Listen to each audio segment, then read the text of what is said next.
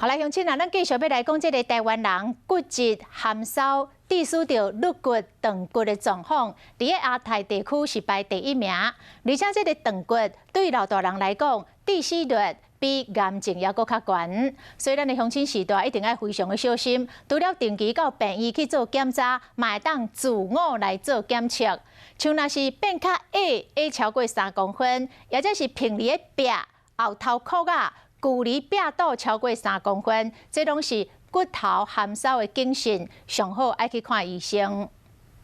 6年前，因为骑车摔断手骨，复健真1年才有较好，不过伊腰却是愈来愈疼。起不了床，连生活自理方面都要人家帮忙。